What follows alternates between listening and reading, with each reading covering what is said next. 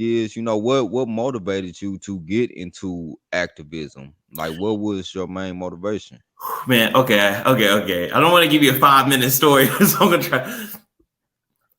I'm gonna just talk with the college part. What ended up happening was I had internalized racism. I struggled with colonialism. I thought the only way to be a man was to be a police officer or in the military, right?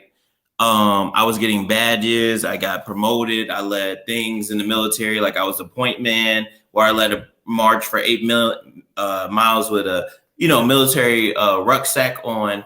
Then I took Africana Studies, a class that, once again, when you suffer from internalized racism and colonialism, you don't want to study that class.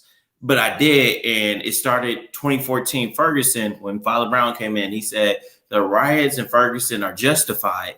And I never had a teacher say that before. And through my paths of growing, I did my Illinois House of Representatives internships. As my mind was growing, I was like, okay, this is good. This is great. But what really pushed me to create the Hands Up Act was right after Terrence Crutcher, who had his hands on the car windows, was shot unarmed, broad daylight, helicopter, and the cop that shot him got off. And I remember crying, and Dr. Lockett said, enough crying, start reading. And he opened up the Africana Studies library. And then I talked to Father Brown and told him, like, hey, I teared up in front of him. And he said, keep reading.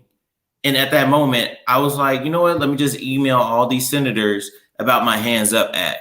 I emailed them not once, but twice. And I was like, why not start a petition? A friend of mine said, start a petition, Yasmin Adams. And I created it, and I garnered over 2.7 million signatures. It's a law where if a police officer shoots somebody unarmed, it's a mandatory prison sentence. Margaret Brown's mother signed a petition. Antoine Rose's mother signed a petition.